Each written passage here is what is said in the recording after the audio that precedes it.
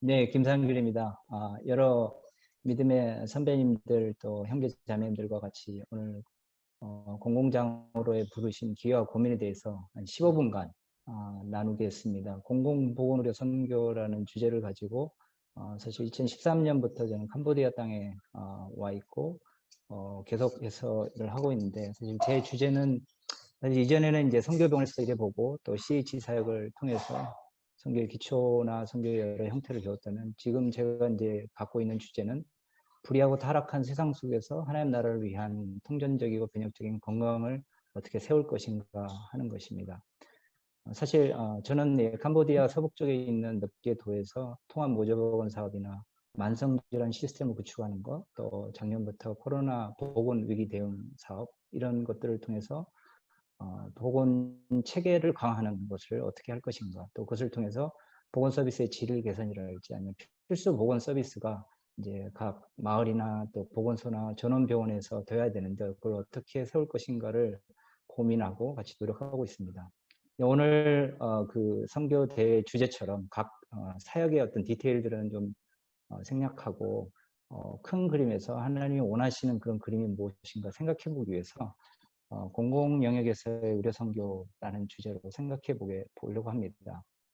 공공 영역에서의 보건 의료 선교는 이제 공적 자원을 활용해서, 혹은 이제 공적하고 프라이빗 자원을 활용해서 같이 다수의 인구 집단을 대상으로 한 보건 의료 영역에서 온전한 건강을 위한 필수 보건 서비스 체계를 만들어가는 동시에 하나님 그리스도의 주되심을 증언하고 하나님 나라의 가치를 드러내는 활동이다라고 할 수 있습니다.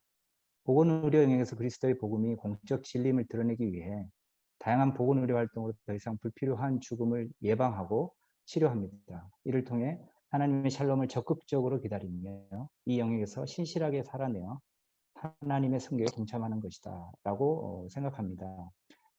보통 이제 전통적으로 우리 선교가 개인 단위의 질병을 치료하는 것에 주된 포커스가 있었다면, 이제 이 보건의료 선교는 다수의 인구 집단을 대상으로 하고 치료보다는 예방에 더 중점을 두고 보건 서비스 체계를 만들어가는 것이 훨씬 더 중요한 포커스가 된다고 할 수 있습니다.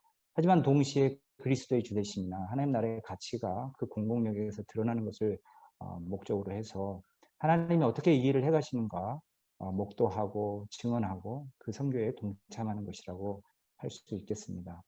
이런 공공의료 선교가 과거에는, 제가 의료 선교를 사실 출발했던 당시에는 거의 개념이 없었는데, 이렇게 변화됐던 벽에는 선교적인 이해의 변화도 있고 개발협력이라는 어떤 영역의 변화도 있습니다.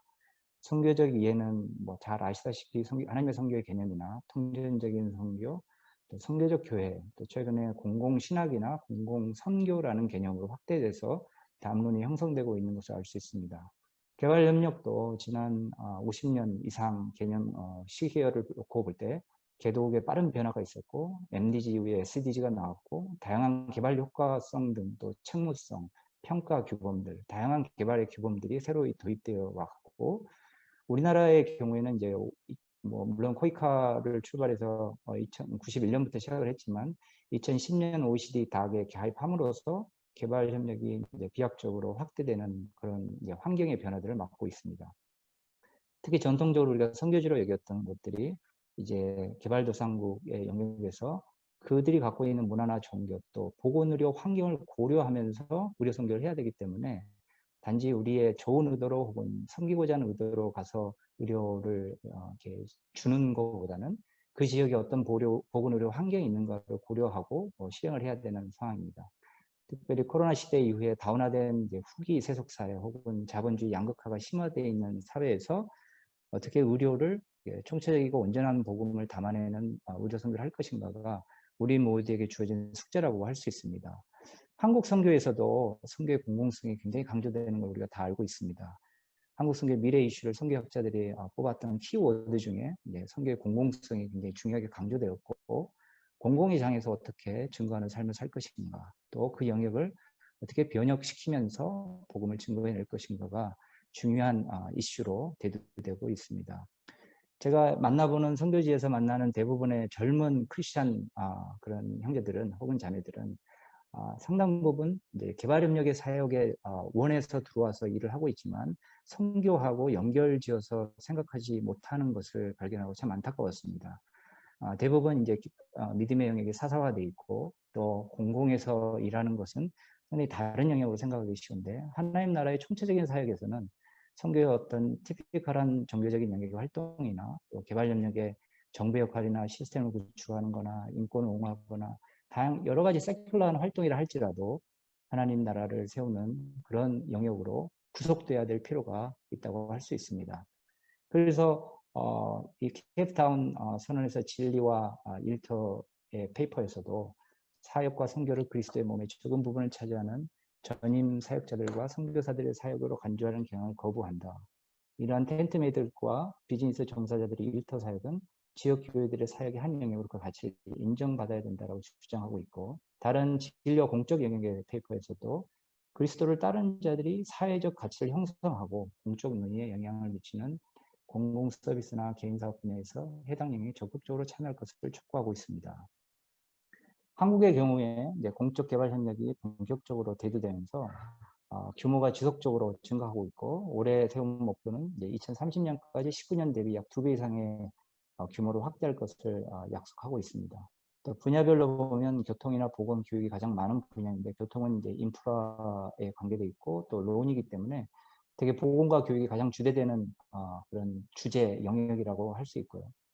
또 특별히 코로나 시대를 겪으면서 보건 위기 대응 강화가 굉장히 핵심적인 아젠다로 등장하고 있는 것을 알 수 있습니다. 인도적 지원이 계속적으로 확대되고 있고, 또한 동시에 이제 시민사회와 협력이 확대되고 있습니다. 정부와 시민사회 간의 파트너십 기본 정책이 나오고, 시민사회와 함께 갈 수밖에 없는 환경이 조성되고 있다고 얘기할 수 있죠. 시민사회 협력을 그냥 예산 규모로만 보더라도 그냥 시민사회 전체 예산을 100이라고 했을 때 정부의 지원이 쓰여지는 것은 불과 10%에 불과한데, 전체 한국 ODA 중에 NGO 협력 기금은 2018년 기준으로 약 1.7%에 불과합니다. 그런데 OECD 넥 회원국의 NGO와 협력하는 평균 비율은 약 14%에 달합니다. 이 말은 한국이 이제 방향을 시민사회에 협력하는 쪽으로 가야 된다는 그런 기회를 그런 필요성을 보여주고, 앞으로 많은 부분 자라가야 된다는 그런 필요를 보여준다고 할 수 있고, 기회라고 얘기할 수 있습니다. 우리가 이런 국제협력이나 아니면 국제보건에서의 어떤 최종적인 목표를 설정할 때 좀 생각해 볼 필요가 있는 그런 발전의 목표를 생각해 볼 수 있습니다. 대부분 이제 휴먼 디벨롭먼트 인덱스나 아니면 이제 사회 진보로서의 발전을 생각할 수 있습니다. 베이직 휴먼 니드나 이제 웰빙의 기초로서 혹은 이제 자신들의 인간의 가치를 혹은 기본권을 확대하는 기회의 창출 면에서 약 50개의 지표를 가지고 평가하는 지표가 있는데, 여기도 보건의 영역이 굉장히 중요하게 다뤄지는 것을 볼 수 있습니다. 또한 보건의 변화로서만 얘기를 하더라도 우리가 다 아는 SDG 3번에 모든 연령층을 위한 건강한 삶 보장과 복지 증진, 즉 웰빙을 프로모팅하는 것이 중요한 아젠다로 등장했고, MDG에 남겨진 그런 과제들을 더불어서 새로운 SDG 타겟들이 다 설정이 되고 다른 지표들과 연계해서 총체적으로 인간의 진보, 건강한 삶 혹은 웰빙을 촉진하는 것을 알고 있습니다. 하지만 우리가 기독교인으로 선교의 관점에서 우리의 발전의 목표를 생각할 때 성경적인 비전에 기초해야 됩니다.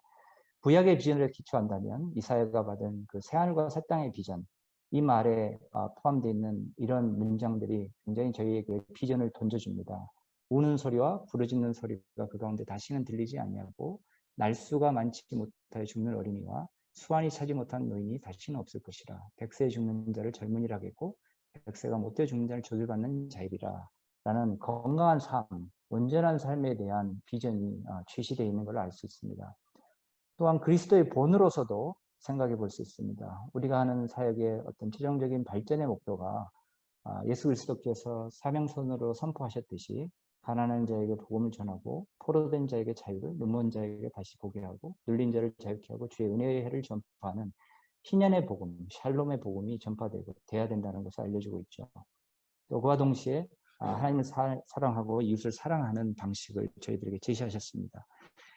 그 결과로 나타나는 양식이 정말 종말론적으로 우리가 기대하는 새하늘과 새 땅에서 풍성한 삶, 인간의 원래 하나님이 주셨던 그 본영을 누리는 삶을 목표로 추구해야 될 것입니다.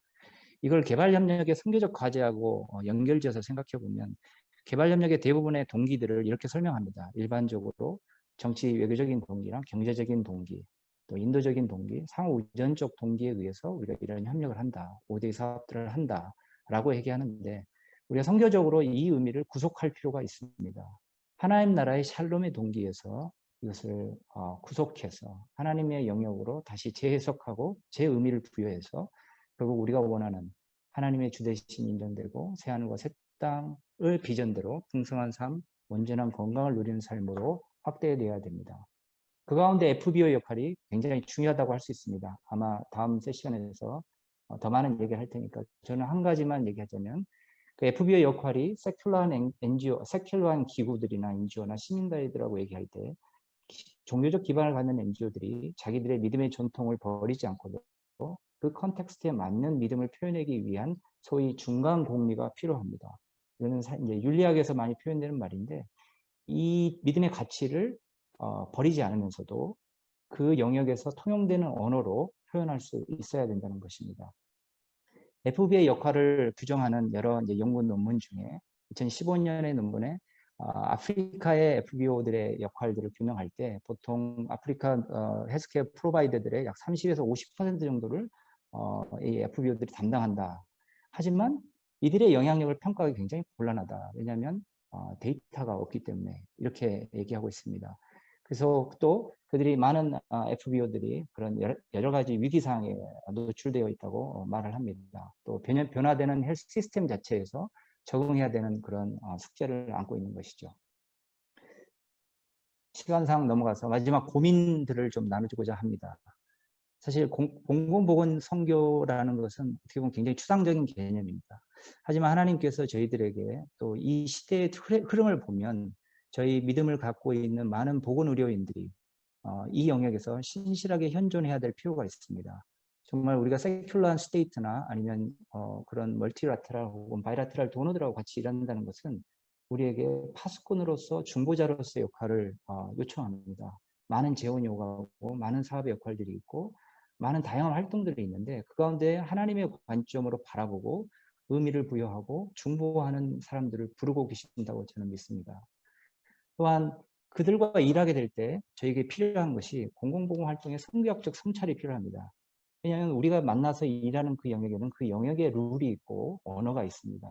이것을 다시 복음의 언어에서 이들의 언어로 번역이 필요하고 의미를 재구성해서 그 가운데 하나님 나라의 가치를 담아내야 되기 때문입니다. 또한 공공보건 활동에서 기독교 공동체와 FBO의 연대 활동이 훨씬 더 강화될 필요가 있습니다. 특별히 한국에서 만나는 많은 그런 교회를 기반으로 하는 공동체들과 더 연합해서 일해야 될 필요가 있다고 생각합니다. 또 란셋에서도 얘기했듯이 증거 기반 활동이 필요합니다. 국제보건기관들의 사업 방식에 적응해야 될 필요가 있습니다. 많은 이제 국제보건의 그 어떤 룰들을 적용하면서도 FBO의 그런 추구하는 방향이 드러날 수 있을 수 있습니다. 이때 이 증거를 만들어낸다는 것은 굉장히 이제 타겟이나 인디케이터 혹은 PDM에 기반한 사업을 추구하는 것을 이런 숫자를 넘어서는 의미를 발견하고 해석해내고 추구해야 될 필요가 있을 것입니다. 마지막으로 공공선을 위한 증거가 필요합니다. 기독교 가치에 기반한 국제보건을 한다는 것은 우리가 공공 영역에서 다른 여러 믿음의 전통에 있는 기관들이나 아니면 세큘러한 기관들과 연합해서 공공선을 추구해야 된다는 것을 의미합니다. 이럴 때 저희가 추구해야 될 혹은 저희가 선교적 관점으로 이 영역을 구속해야 될 그런 복음이 어떤 식으로 표현해내야 되는지에 대한 고민이 많이 됩니다. 저는 지난 7년간 이런 고민을 가지고 있습니다. 아직 사실 더 많은 논의가 필요하고 같이 일을 해야 되는데 이 영역에 관심 있는 많은 분들과 같이 논의하기를 기대합니다. 이상 발표를 마치겠습니다.